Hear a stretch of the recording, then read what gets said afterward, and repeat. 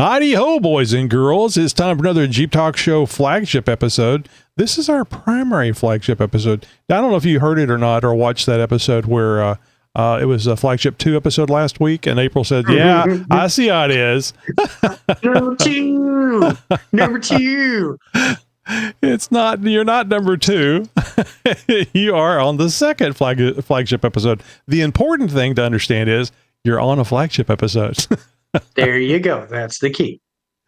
All right. Hello, I'm Tony, and welcome to the Jeep Talk Show. On tonight's episode, what, winch, and why? Some of you may be thinking this has been beat to death, and for some of you, it probably has been beat to death. You know the answer, but we have newbies on the listening and watching the show all the time, and this is a great opportunity to answer a question for them. It doesn't necessarily mean we're right, because all this is opinion.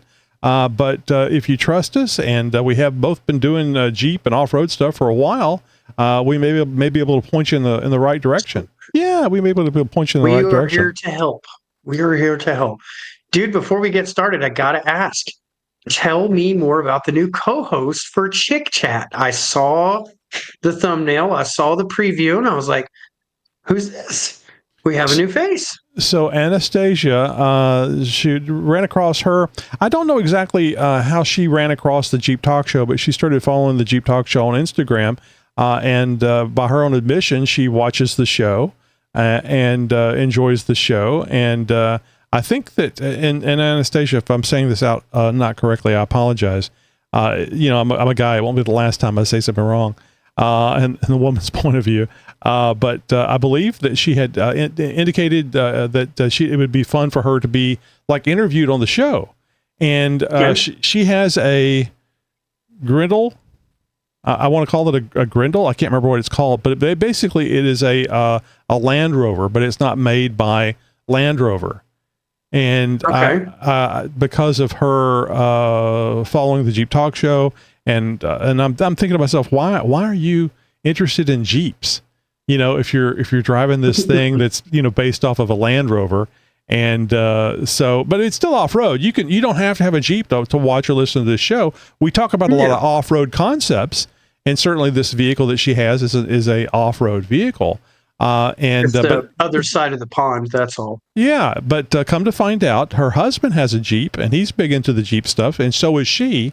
This just the one she drives is kind of like a luxury off-road vehicle. So it's not a G-Wagon, but something along those lines, So just got to know her, chatting and stuff, and posting back and forth and stuff. So one day I was thinking to myself, it's always been the plan to have more Chick Chat hosts, because not everybody's always available. You know how your life goes. And if everybody's got schedules. So. Yeah, and if you're not here to record, I can dip into a few people that I can get on here and still record the show. I can always record by myself. That's not the case with Chick Chat. I think we've joked around, but like I have to put on a wig and use a high voice. I can always fill as a backup, to record an episode, but not with Chick Chat. That needs a woman host. So I've been needing to get some alternates set up. And I thought to myself, well, let me see if Anastasia might be interested. And I remember the first time we were going to get on the phone and talk about this, I didn't know what her name was. It's like a Grindle girl, because I just know her by the Instagram thing. And I won't lie. I've got customers like that I cannot for the life of me remember their name, but I know their Jeep in a heartbeat. Yeah, the old meme. It's kind of, I know that Jeep name. I know that, it's like, hey, sport, friend, fella, guy, no, if you say the Jeep name, it's like, oh yeah, I know that dude. Volva. Yeah. So anyway, I got on the phone, had a conversation with her. She was really excited about the idea of being an alternate host for Chick Chat and a fill-in type person in case somebody wasn't available. And Wendy and Amanda recorded the Chick Chat on Sunday and invited Anastasia in, kind of an introductory episode. And if you don't watch the Chick Chat episodes, you should. They come out on Mondays. And this week's Chick Chat episode has 3 people. It has Wendy, Amanda, and Anastasia on it. So, and I thought that Anastasia did a really, really good job. I mean, some people get a little nervous talking on here. I've interviewed a few people, and actually when I do the interview process, I purposely talk to them about 5 or 10 minutes just to kind of, calm them down. It's not let them ease into it. Yeah, it's no big deal to me. Yeah, I can be interviewed. So a lot of people don't like public speaking. I don't get up in front of the public, but it doesn't bother me. I can say stuff. Look forward to a heckler or two as we go out there and beat somebody's ass. And it's for those of you that don't remember, I got my foot in the door as an that was my first appearance on any of it, was as I was getting interviewed on Chick Chat. That's right. And then it developed into more. So I was like, it's a great way to get in. It's a great spot for the female woman driver that doesn't want to deal with, I don't need you guys to mansplain it to me. If you can talk to somebody of the same caliber, and that helps immensely, because there's a lot of women that own Jeeps out there that woman-splaining. I mean, that's kind of the whole point, is that the women are explaining it to you, and just like the men, we have a tendency to listen to some people and not others. I think women have a tendency to listen to women. And when a man says exactly the same thing, I don't think it has anything to do with necessarily the mansplaining. It has to do with, they're going to give me a hard time. They're going to think I'm dumb. They're going to judge me. And women, I think, are less likely to do all that. I may be wrong. It's a comfort level thing. Yeah, exactly. And I get it. And I think it's great. And if we can do anything here to help women take that, dip their toe in the off-road pond, I say do it. Hell yeah. All right, Greg, we're talking about a series of things that the newbies may be curious about, and there's absolutely nothing wrong with being a newbie. Being a newbie is fun. I like watching TikTok. We all start somewhere. Yeah, I like the TikTok and the Instagram photos or videos where they show kids doing things for the first time. And I think it's the most wonderful thing about having children is you get to remember back whenever you didn't know. And and it's, you get to relive that experience with the children. I'll often comment when the kids are doing things that are funny, or just you don't understand why they're doing it the way they are, but you understand that they're little, they don't know. I say I love newbies. Newbies are great. They're toddlers just yearning for experience and expertise. Mm-hmm. And we're new about something all the time. Really, no matter how old we are, there are things in our lives that we have not experienced. And I think one of the reasons why people get into off-road is it is a new experience for many of us. Yep. Whose parents didn't do that, whose friends growing up weren't into off-road. So it is a very new experience. It can be very technical and very challenging. And if you're interested in it, it can be a lot of fun learning it along the way. And if you to that point, that's what we're doing. We're teaching you. An obsession. Yes, it can. That's the trade-off. Is it gets expensive and it becomes an obsession really fast. That transition from hobby to lifestyle. Yeah. Oh yeah, definitely. You get more for your return than you would with any kind of drugs. But it does for some guys, like playing golf or shooting guns or whatever. It's a hobby thing. When you get into off-roading, and it doesn't matter if, like you said a minute ago, if it's Jeeps or whatever platform you start with, it quickly turns into, it's like, I love this. I want more of this. I need to know more. You're a sponge. You're just wanting to soak it all up. And so you're looking everywhere you can for more information, more, what how-tos and all that stuff. And it turns into a lifestyle. It transcends a simple hobby experience once it gets a hold of your soul.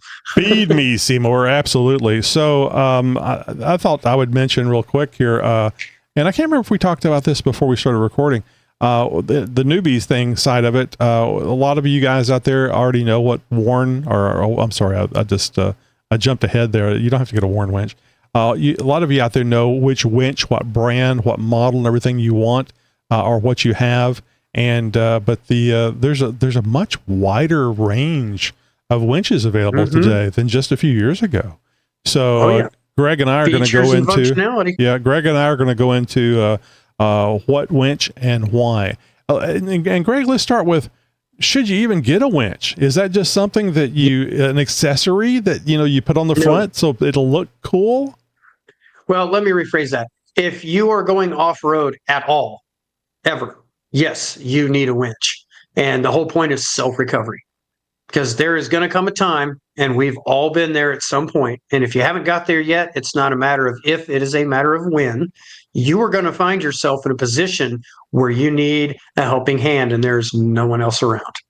So a winch is absolutely a godsend, life-saving device to have strapped to your vehicle, properly installed, properly maintained, and if you know how to use it correctly. If you don't, it can absolutely be a nightmare. Mhm. So So let me ask you this: you're familiar with Gilligan's Island, right? yeah, Do I know you how to look it, think? but I'm old enough to remember. Yeah. Do you think that they had a hammer on the SS Minnow? Because I'm pretty sure they didn't. that would be a very handy tool. Yeah, there's probably 15 episodes all about them building hammers out of coconuts or something. Yeah, But it's a tool that you don't know that you need until you get into a situation where you need it. And I can well imagine absolutely. that there on the island, a hammer, even without nails, would be a very useful tool to have. And Yep. you wouldn't need it for a 3-hour cruise. I wonder how many people are going, what is this Gilligan thing? What is this 3-hour cruise? So that's the way I look at it. A winch, a winch is like having that tool that you may not need. Excuse me. And then Yep. you can, and once you have it, it's like, wow, this is wonderful. Game changer. Because it's not just for self-recovery in and of like an emergency situation. You could just get a little off kilter in a given trail, or find yourself hung up like turtled on something, and if you don't have somebody around to push or pull you off of it, it's too easy just to pull a little bit of cable and get after it, save yourself, and keep on trucking without doing any damage. So But we always go yeah, off road with a friend, and I don't mean in the passenger seat, a friend with a capable rig. recommended highly. I've been guilty myself of having, gone off and done Sure. things without another rig for miles around, but that's no excuse. The smart move is to make sure that wheeling with a buddy, wheeling with a group, something. But in the off chance you do find yourself in one of those situations where you don't have that help, a winch can absolutely save your ass. So well worth the investment. Yeah. Let's talk about details. Oh, What kind of winch should I buy? Well, real quick before you go that direction, I want to correct you on something about where you may not need a winch. I think that if you have a off-road capable rig, that you should have a tool, not necessarily for off-road, because you can be in situations, especially here on the Gulf Coast of Texas, where we have tropical weather. Because when tropical weather happens, especially hurricanes, trees fall down, there could be debris. Now, of course, you could just keep your ass at home, but you may be in a situation where you can't, and you need to be able to go from point A to point B. Maybe it's a family thing. Maybe you're trying to get to your mom's house or something, and to check on her, to help her, whatever. That winch is going to really help you get yourself into trouble, but if you think it through and use it right, it'll actually get you to where you need to go. So I think that if you're going to have a off-road vehicle, you should have a winch, and the more the better. I agree. And I don't want to mess you up on what you're going to talk about here, but I'll throw a curveball out there. Front and rear winches, or maybe a front winch and a portable one where you could plug it into the rear 2-inch receiver, because winching forward isn't always the best way to go. Not necessarily, and there are ways around that, which I have used on multiple occasions. If you're properly equipped to do so, I mean, if you have I'll just use the Overlanders as a decent example. If you have a decent receiver and you have one of those winch cradles that ties into a winch, a receiver hitch, that could be a game changer, because you don't even have to leave it hooked up on either end. They've got bumpers with receivers built into them that you can put on the front of your rig. So if you have one of those cradle style ones, you just undo it, put it in the back of the rig, and it's just whenever you need it. And they've got quick connect plugs that you can use that borrow from the welding trucks. It's they're a male-female socket that you can tie your winch leads into, so you can permanently run your hot and ground to both ends with that plug, and then just have the opposite side of the plug on the winch instead of the traditional bolt to the battery style. And that thing's modular. Use it on both ends all you want. So definitely improves things. If you can't go forward, you have to go backwards. That's huge. The trick I've always used is just to double back the winch line to something behind me. Right. It helps if it's another rig, or like you said, if there's an actual tree or something that I can tie it to. And this has happened to me in the past, if I'm somewhere where there's nothing close by to tie off to, bury something, bury your spare. Very, very a big, there's things you can do, especially on the beach. This is why you take your ex with you. This is why you take your ex with you. Yeah. Take all your emotional luggage and put that in the dirt. So yeah, no, there's lots of little tricks and things that you can do and get creative with it. Accessories for the winch when it comes to like one that's wireless enabled, where the remote doesn't have to physically plug into the winch. Snatch blocks. I go, what's a snatch block? That sounds dirty. It's a pulley, and what it does is it allows you break out your folding lounging chair with a remote on the winch, and you just sit there and sip a little tea or a little beer and work the winch. Yeah.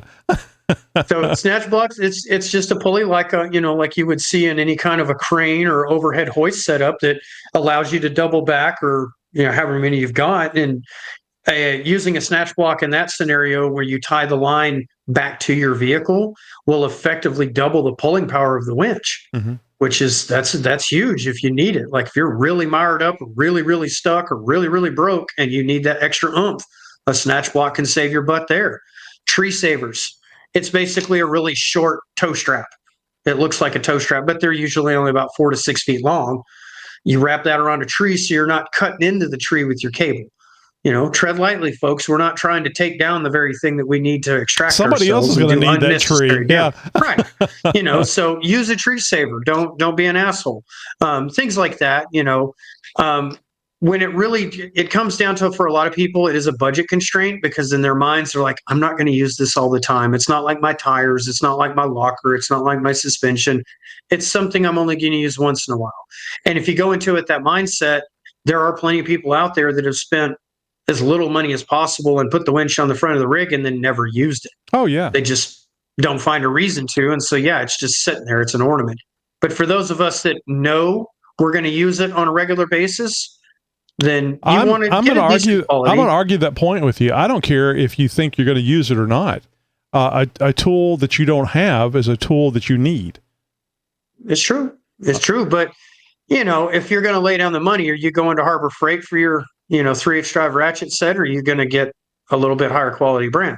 How often are you going to use it?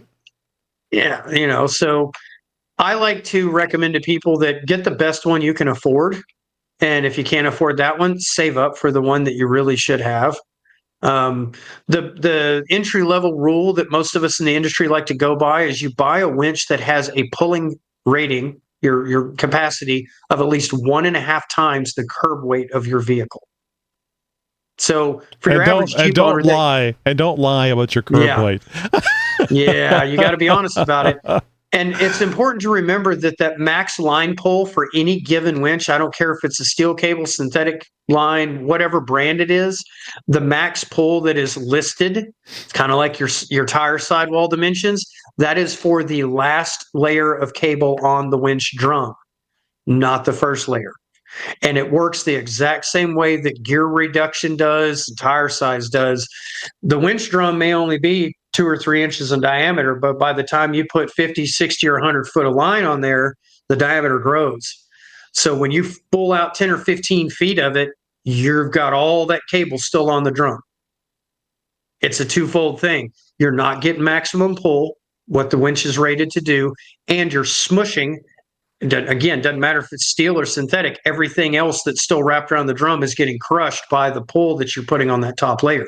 So always recommend that even if it's a short pull, use your snatch block. Run that cable out and run it back, because that way we're getting the maximum effective pull power on the winch, and we're not damaging the existing whichever cable you have. So yes, the debate is big about steel versus synthetic. I used to be just like you, where I was like, steel or nothing. I want that ultimate and fuck you strength. I don't want to have to worry about it. And when you take into consideration that the modern synthetic winch ropes, as far as tension strength and pulling ability, they're stronger than steel in that capacity. I never argue that synthetic is not as strong as steel, or more so. What I argue is that steel is not affected by UV radiation, the sun. Correct. pointy Yep, I was just sticks fixing to and say rocks. and rocks. So the steel cable will not worry about how much sun it gets exposed to, and it's not going to care how many rocks or trees you scrape it up against during your extractions. Synthetic rope, you've got to keep those things in mind. And there are aftermarket ropes that you can replace your like if you get a Smitty-built synthetic line winch, and you notice after the first 6 months of having it on the front of your Jeep that rope has started to really fade and change color, that's your big red flag that the UV's gotten to it. You need to upgrade or use a cover, one of the two. But there are aftermarket ones that are made out of better synthetic materials that do not succumb to the UV effect as harshly, and they are actually rated for a higher pull strength than what the Winch is. That's what I did to mine. I wore out the original one and then put a Bubba Rope brand one on it that's a little bit larger diameter, and the actual line is rated for more than double what my Winch is capable of doing. Well, there you go. Provided I don't cut it or abrade it or something, Right.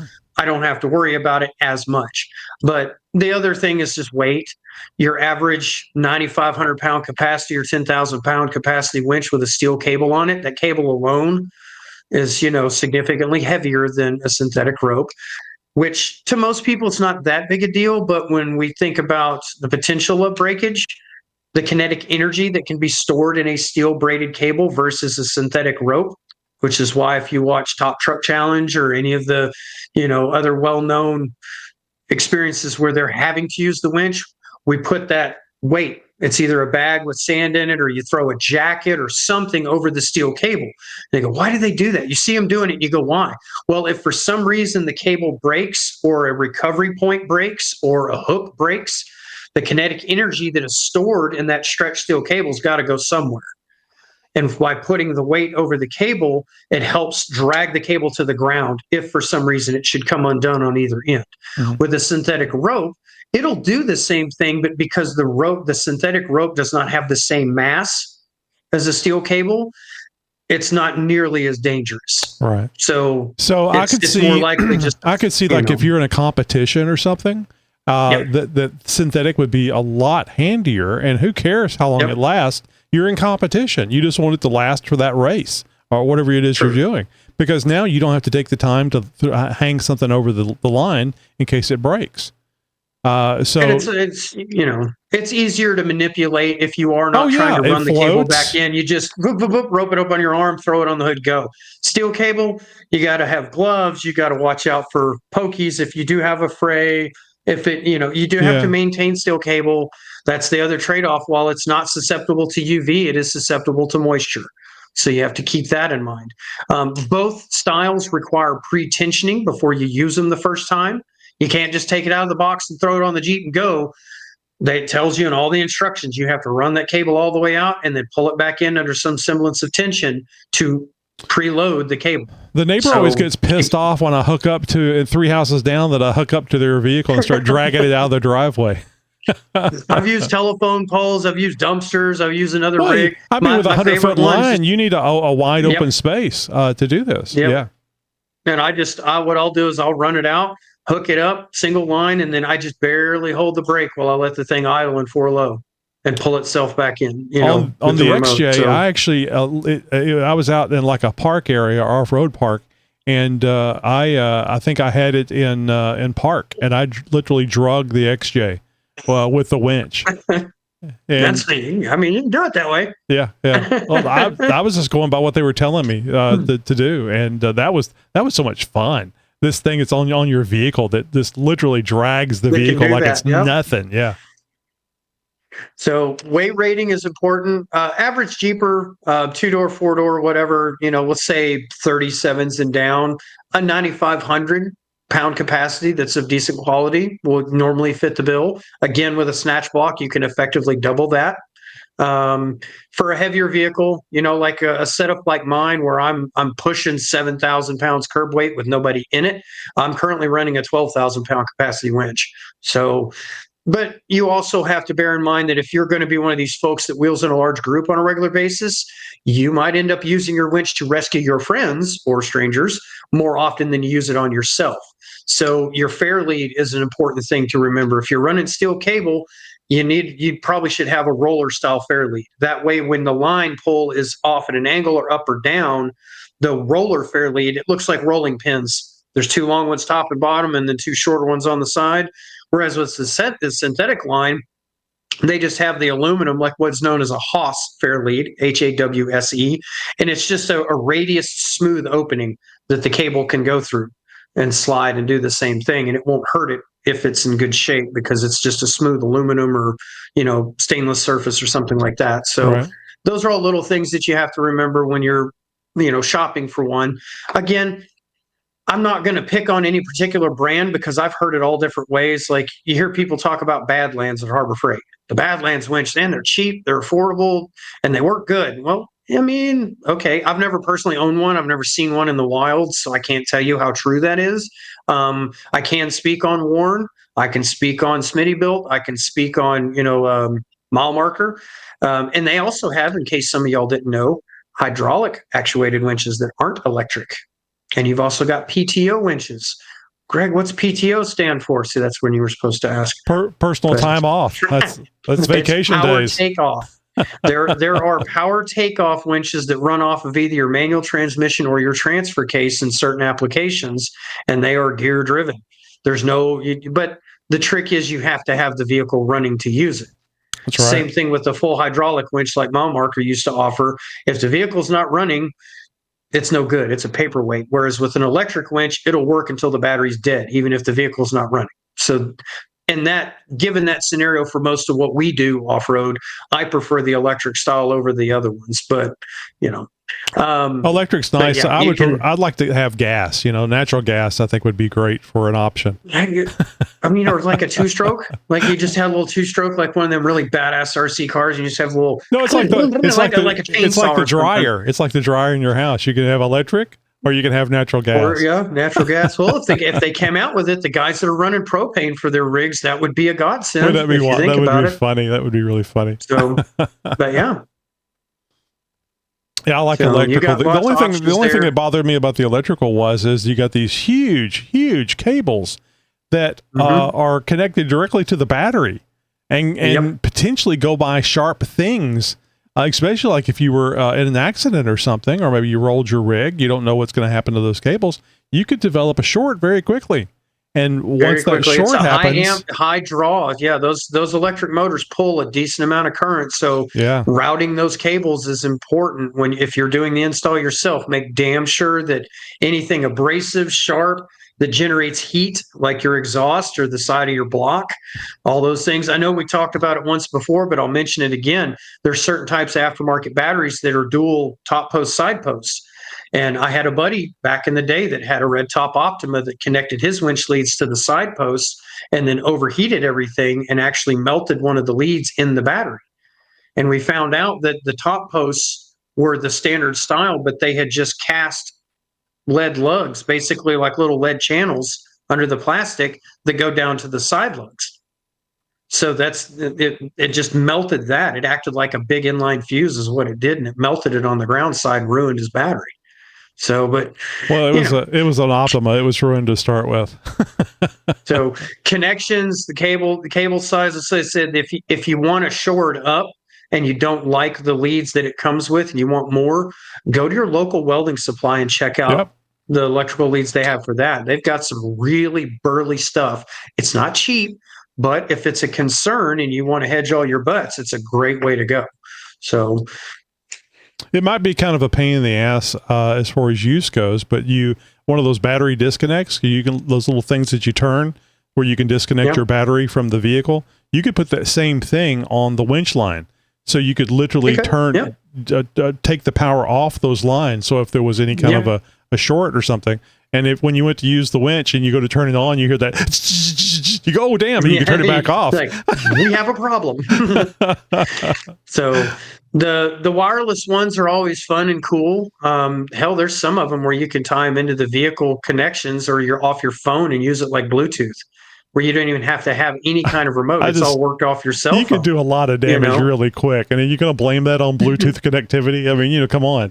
I'm saying, but the technology's here. So absolutely. If it works for your application, you've got all kinds of options there. I do like the idea. I do like the idea of like a switch on your panel or something inside. So because there are situations where it would be better for you to be inside, and quite often people route the winch controller in through the side window because they need to be in control of the vehicle while they're doing stuff. The neat thing there is that you're not going to get that winch line tied up into the cable line. It just gets all chewed up.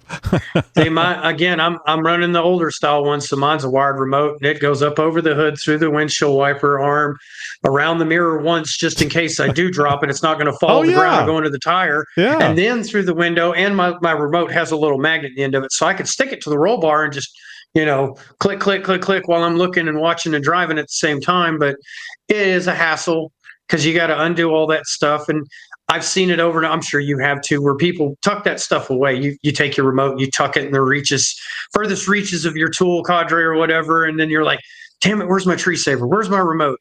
And then I've seen the wireless ones where they forget that they haven't used the thing in 2 years and the batteries are dead in the remote. That's a really good point. They don't have a physical way to connect it to the winch. So where's the remote?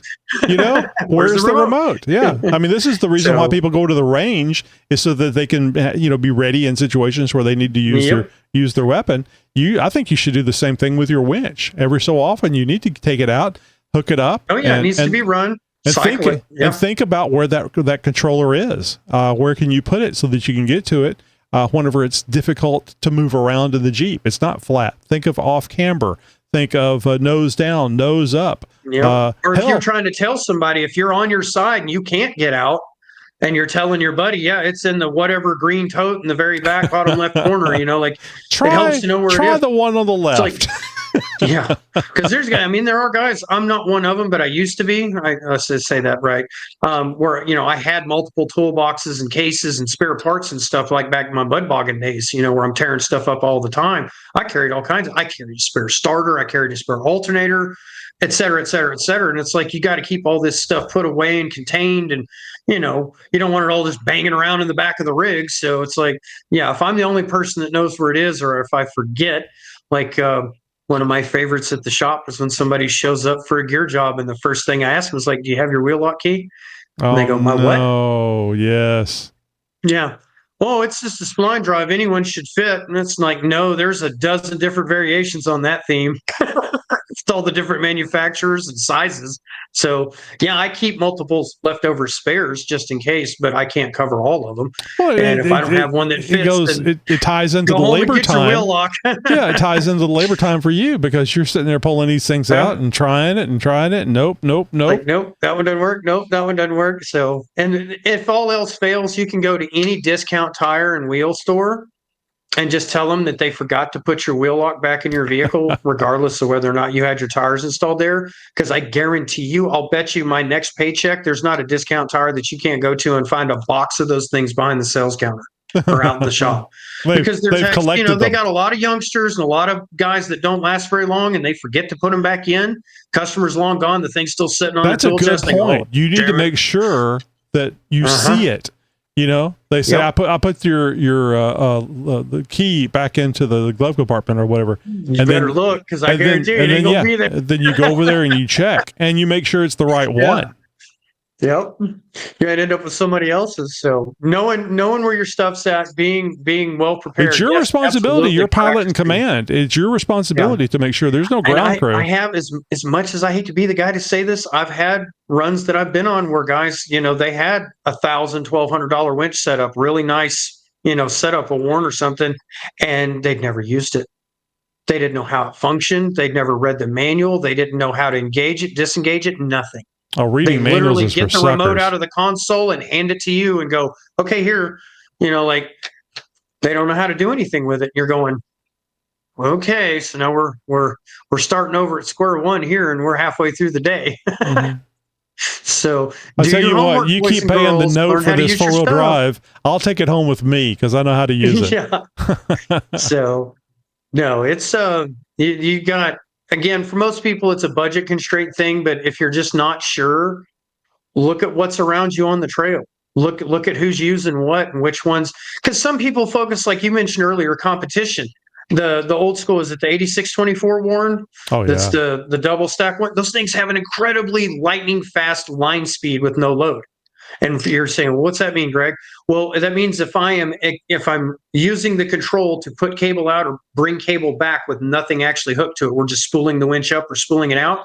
That style of Warren is really fast, the way it is geared and set up. Great for competition. Whereas your old school mile marker, your 2 or 3 generation old, like the one that I've got, it's the Schmitty built. They're not fast. Not at all. The line speed is incredibly slow. Mm-hmm. And so if you are in a hurry to do something and you don't know how to just slap that thing into neutral and pull the cable out, or you don't maintain your winch because you wadded it up and bird nested it the last time you used it and didn't ever bother to go back and fix it, putting the winch motor neutral and trying to pull that cable out manually, it gets stuck. And then you're like, shit. And meanwhile, your buddy's, cooler's dumped out and his wife's screaming at him and you're just trying to figure out how to get your winch to work so you can save his ass. But I think it's always a good idea to be prepared to do things right. But ultimately, if you're off road and you're doing something to recover your vehicle or somebody else's vehicle, speed is not your friend. Go slow. Even if it's an emergency, and if people are pissed off and they're yelling at you, fuck them. That's not the point. The point is safety. And if somebody's injured, if it's just like the EMS will tell you, if somebody in a car, you don't move them. You don't know if their neck's broke, their back's broke. You're going to do more damage than good potentially, and it's the same thing. How many times have you seen the videos of like a tractor truck pull where an engine blows up, or a drag strip where a car goes sideways? And there's always that one guy with a fire extinguisher that busts his ass trying to hurry up and get to the car that's on fire. It's the same thing when we're off-roading. Somebody it's too much adrenaline, they're too excited, too much whatever, and you rush. Well, if there's a guy pinned and you're trying to recover the vehicle to save that guy, the last thing you want to do is not hook it up right, put the recovery point on wrong. Oh my God. Could you imagine the pain that you could cause simply by not putting on right, and whatever is on him is now on him again all of a sudden? Yeah, do it right. Take your time to do it right. These are all important factors to consider. So proper education, training, and use, man. That's Recovery 101. Yeah. Practice. And I think there's probably groups in your area where they take people off-road and they teach them off-road recovery. I used to do it. Yeah, those things are wonderful to do, to go and be a part of. And especially when it's somebody else's rig, somebody else's winch, or maybe they'll make use of your rig. I think that's wonderful whenever you can actually use your own equipment and be shown. So, but even if you're just watching, you're seeing things that you're in a nice, controlled, calm environment. So whenever you're in a very hectic environment, it's not going to be like driving in a new area and you got to turn the radio down so you can see where you're going better. So you can see better. Yeah. No, information overload. I definitely would cover all those things. And it's like, this is a good recovery point for a winch or, like a chain or a strap. This is not. How to, like we said earlier, how much cable should I pull out for a given thing? How do I use a snatch block? What's the difference between this and that? So if you already know all that stuff going into it, you have the ability you understand it. Like, again, us talking about it for a lot of people is not going to make any sense because they don't know what these components are. Whereas if you can get into one of those courses or classes, or even just watch some YouTube videos, just basic stuff, when you see it, and you can experience it that way, you're like, oh, okay, that's the difference between a tow hook versus an actual recovery point. This is the difference between abrasion on a synthetic rope versus, the strength of the steel cable, blah, blah, blah, blah, blah. So that does help immensely if you have the opportunity to do so before you go out and find yourself in one of those situations. We've said it a lot. Shit happens. And you may not be planning for it to go south, but it's like, being armed. Better to have it and not need it than to need it and not have it. Let me ask you a quick question. If you don't know how to use it ain't much good to you. Let me ask you a quick question. I know for steel cable, you definitely want a nice set of gloves, probably leather gloves, heavy duty, because you can those little individual steel cables can pop and poke out and all kinds of things. And it's just a good idea because now you'll be working with pain. Would you say gloves? I think gloves are a good idea, whether you're working with synthetic or steel, because synthetic's not going to poke your hands. Ones that I keep, Yeah. But it can definitely give you an abrasion burn if you slip and you're trying to use it to hold on if you did to. something stupid and got your fingers under the winch line as it was tightening up. The glove's not really going to save your finger there, but I definitely, just for the sake of the glove may slide off and your fingers come out. Yeah, I mean it's definitely possible. Mine are just like the off-brand mechanic style gloves, Sure. like that neoprene kind of. I just keep an extra set of those in the Jeep, so anytime that I'm having to do recovery work myself or someone else, so your tree saver, if you're tracking through the brush or cactus or something, that's kind of, it's just like you wouldn't get under your Jeep and start grinding on it with your angle grinder and not put on safety glasses unless you just don't enjoy having normal vision. But my dad told me just to gloves squint. are definitely. He says just squint when you're doing that, and then it's less likely to get anything in there. It's a smaller opening. Mm-hmm. Yeah, we've all been there, and that small opening is all it needs. I guess after about the age of 40, I started needing reading glasses. So now I have eye protection anytime I'm working on the Jeep. They always seem to fall off though. It was so damn frustrating with that sweat and stuff. So let me ask you about this. Is there any person that shouldn't have a winch? Is there any person that, I'm not talking about doesn't read instructions, blah, blah, blah, blah. Is there any person that you can think of that shouldn't have a winch on their vehicle? And it's not necessarily, it doesn't have to be Jeeps. It could be any vehicle. I mean, you can put a winch on anything, but can you think of anybody that wouldn't? I mean, I guess somebody that maybe is strength challenged or height challenged, or maybe they're handicapped in some way. Maybe they're in a wheelchair. Can you see any reason why somebody shouldn't have a winch? I mean, as far as that stuff goes, no, I wouldn't let any of that stuff be a method of stopping me from doing it, because if I've gotten around any kind of disability or physical restriction based on size, stature, or strength to actually be out on the trail, then you're going to have to figure out a way, because again, you're going to, it's not a matter of if, it's a matter of when. Oh, yeah. If you're off-roading in any capacity, again, lightweight bunny slopes to hardcore stuff, it doesn't matter. You're going to eventually find yourself in a position where you need to be able to self-recover. Mm-hmm. It could be mud, it could be sand, it could be snow, you could be turtled up, high-centered, you could be broken. I mean, we've used them many times in some of the more hardcore stuff that I do with the buggy guys, where we'll put the snatch block way up high in the tree and run the winch line up to it and use it to pull the buggy up off the trail to change something on it, Yeah. Because buggy guys aren't carrying around, like bottle jacks and high lifts. I remember seeing, this is way back before the internet. I remember seeing in the back of magazines where they were showing winches and their stuff, and they would literally have the whole rig hanging from a limb of the tree. Yeah. That was a great seller. Yeah. But you literally can do this. You're talking about a piece of equipment that is just incredible.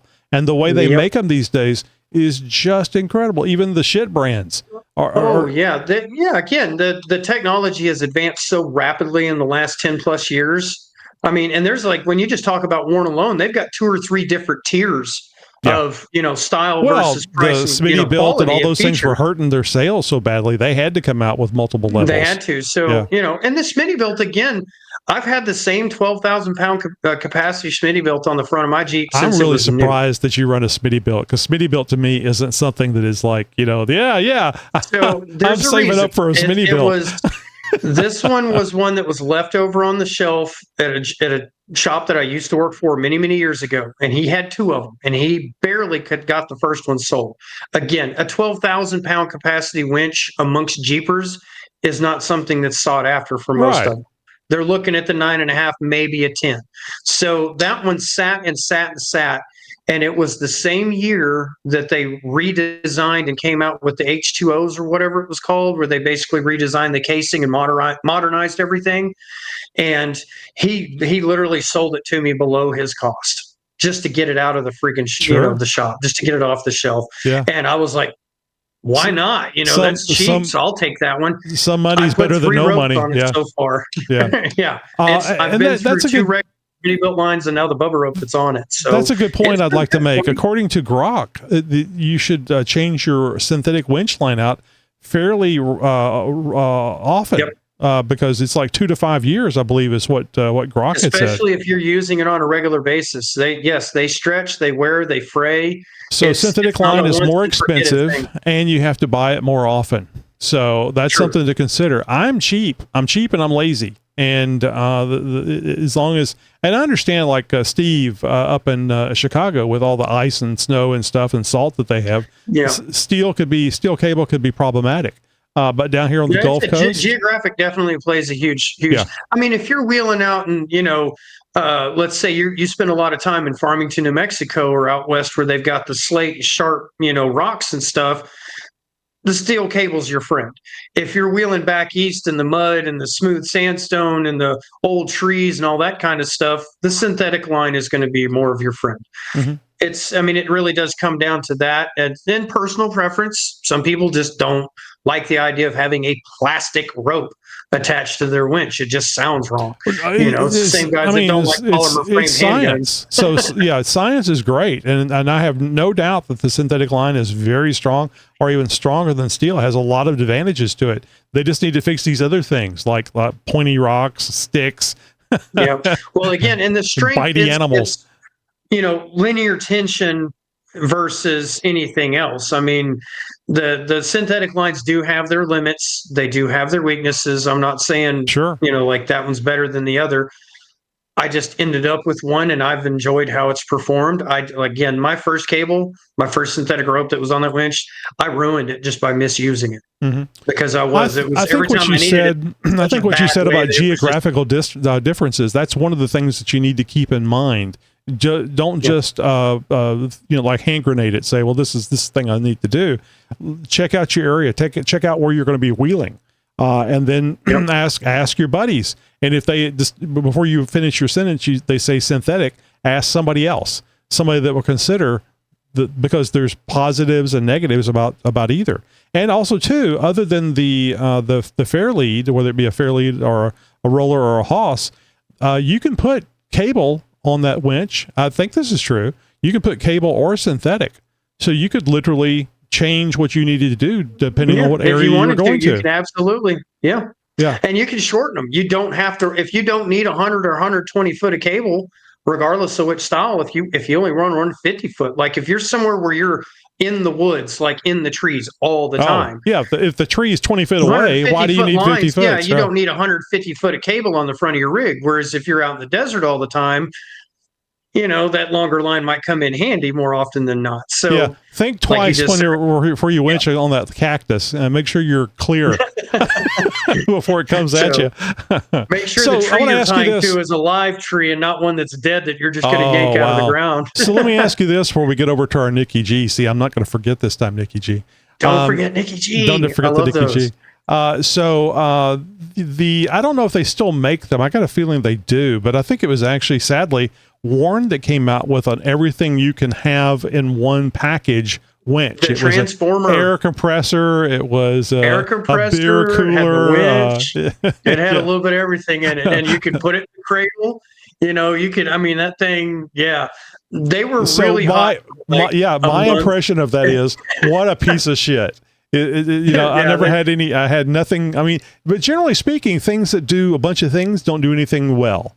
One thing well. Yeah. Well, if you have an opinion that has on it, the radio built into it, and remember the 495 survival knife in the back of the comic books? It's got the compass and the fishing line and the flint and steel and the handle, and it was like this really shitty, worst quality blade you could imagine that goes dull after you cut a paper bag with it. Survival knife. Man, it was cool. If they only had that on the SS Minnow.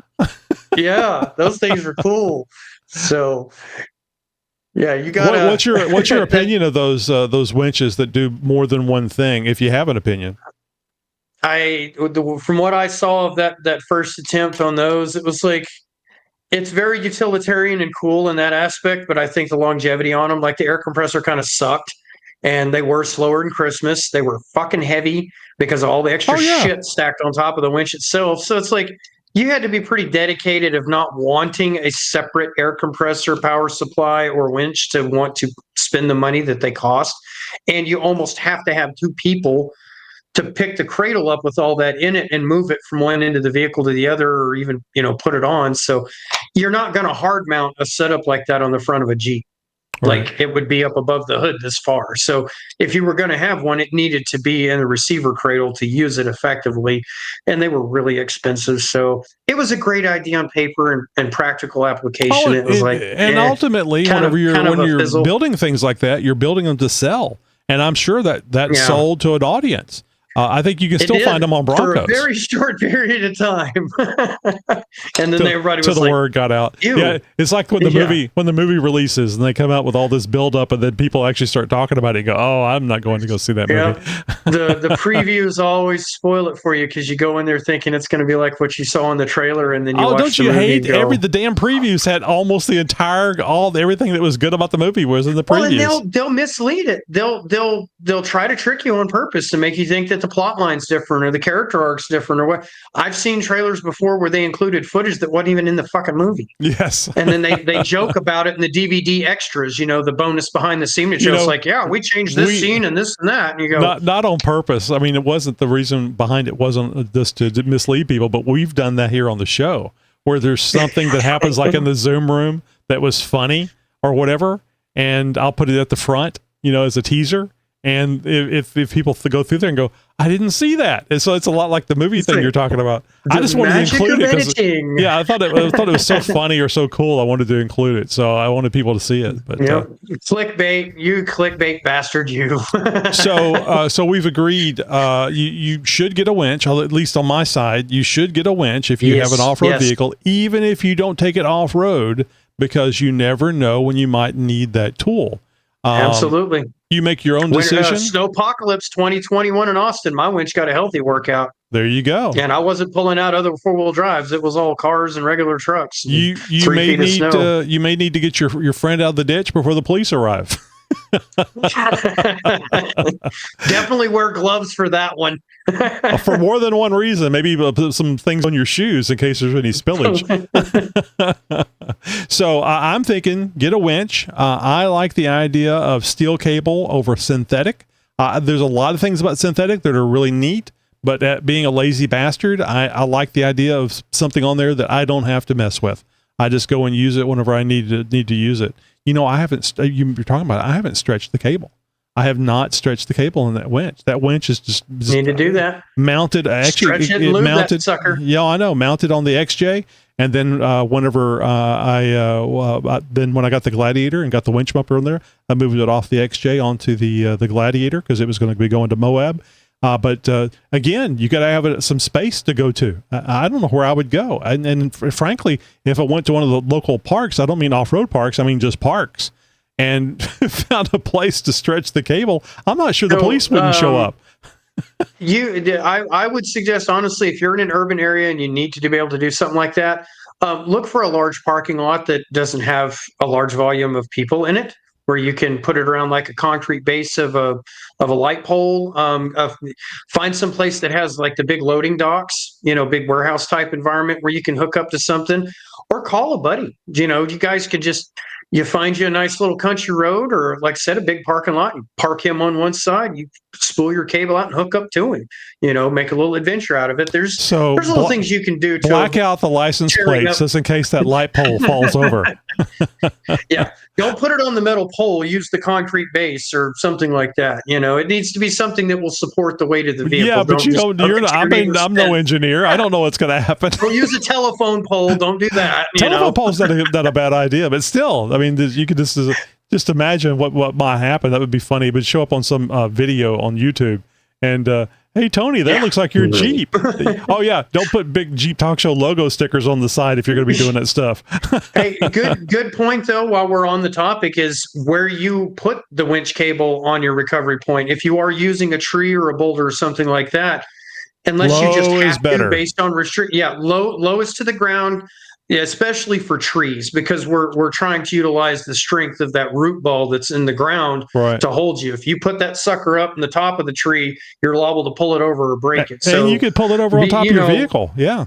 Right. Be mindful of that. Be mindful of your surroundings when it comes to other people on the trail. Run. You need to call it out. If you're in the vehicle and you're going to start putting tension on the cable, you need to call it out. Let them know. If you guys are on radios two ways or they're within earshot, you need to say, hey, winch in, and this is say why it so that I need people a aren't PA just standing system. there like, This is why I need a PA system. Other than get the hell out of the way, I need to get one of those things where, prop clear. I mean, a winch line pull. Yep. And be mindful of where you put your hands, boys and girls. Yes. You're not going to help that cable line up any better on that drum by having your hand right in front of the fairlead. Don't be that dumbass because you're going to lose your hand or your fingers. Don't do that. That's incredibly stupid. Let the winch pull up on the drum like it's gonna, and then for your OCD, when you're done using it, pull the cable back out and then put it back on nice and pretty. Don't try to use your hip or your hand to push that cable the direction you want it to go on that drum. That's incredibly stupid because it's going to suck your hand in there. So it seems like we've had a conversation about this. Maybe we talked about it last week, or we just talked about it off air.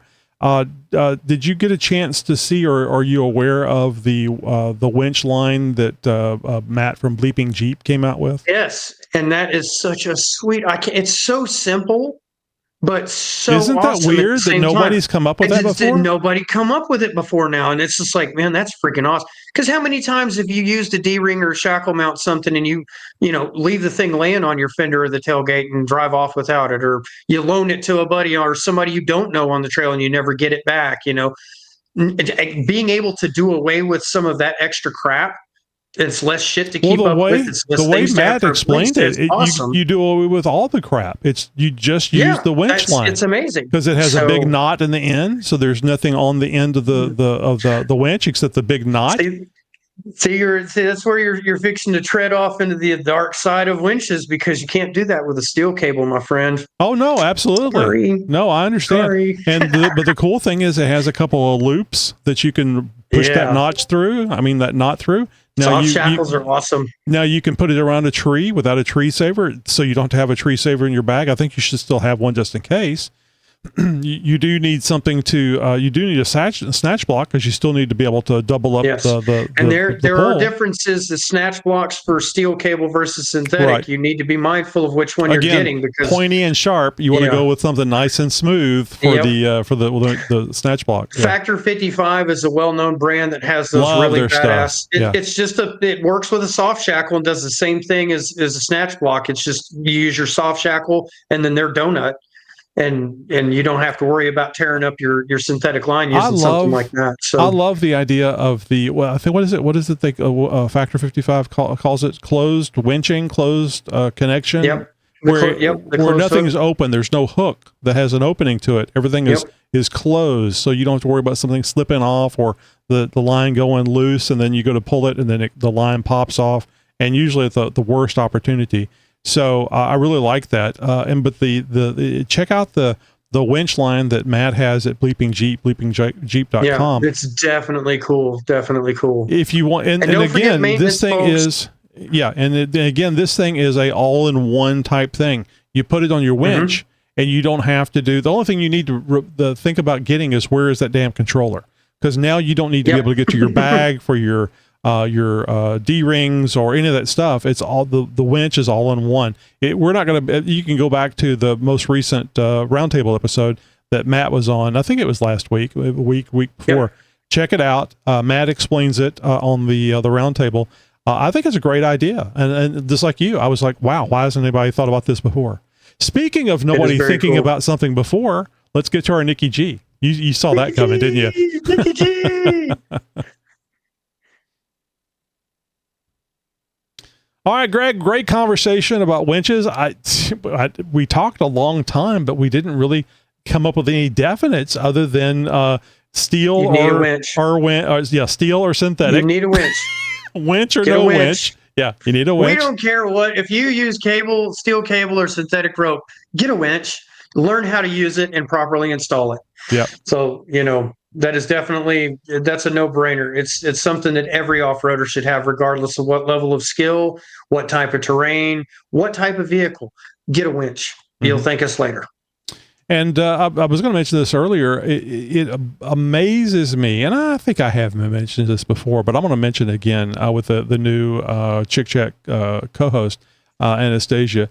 it amazes me at the level of quality people that are willing to come and be part of the show, you included, Greg. And it is, Well, thank you. It is just amazing to me. I can say, hey, would you like to do this? And people say, oh yeah, that'd be great. It's a great outlet for you. I think you said that you would like to tell people all this information you have. You'd like to be able to get this information out to people and help them. And in your day-to-day job, they don't want to hear anything from you. They just want to know, is it done yet? I do have some conversations that will, take more but time. But are they paying attention? I like to, have the discussions. I like to shoot the shit. I like to compare notes and opinions. You're like you mentioned at the top of this. It's if you're not learning something, then you're an idiot at that point. There's nobody knows it all. Hobby. If you're not open-minded enough to be able to say, I can still learn something new about any of this stuff. Myself personally, I've been doing all of this for over 3 decades. It's not a hobby. It's a lifestyle for me. It's a profession for me. I earn my keep. It's how I provide for my family. And it's how I have my fun. But there's always something. I'm always learning. And it could be something minor. It could be some small detail about a given axle assembly, or it could be something, big, like Matt's new winch line. Like you find out about something like that. You go, damn, that's freaking awesome. Right. So, I was all excited about having my badass Bubba rope. And then I found out what Matt's doing. It's like, fuck, I want one of those. Yeah. So it's a good way to find more ways to spend our money. So, yeah. So I think this is a great opportunity to mention this. We're always learning, and we'd like to learn from you. Yep. Maybe we've gotten something wrong, or maybe something we didn't consider. Reach out to us. You can, if you're watching this on YouTube or Rumble, you can just go right down there and leave a comment. You can go over to xjtalk.com/contact and reach out to us through email or voicemail or really a bunch of different ways. We'd love to hear from you. So let us know what you think.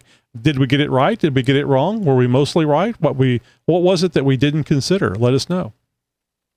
All right. So are you ready to join the Jeep Talk Show crew? Oh, and I didn't ever finish up. Welcome, Anastasia. We appreciate you joining the Jeep Talk Show team, as well as Greg and April. And we're not going to have April this week. She's actually out hobnobbing with some vendors and stuff. So we're going to be doing somebody else. I haven't asked Anastasia yet, but I thought it'd be a great opportunity to get Anastasia on here and let her fill in, but not just for a Chick Chat episode, but a regular flagship episode. So I'm going to reach out to her and see if we may have her on.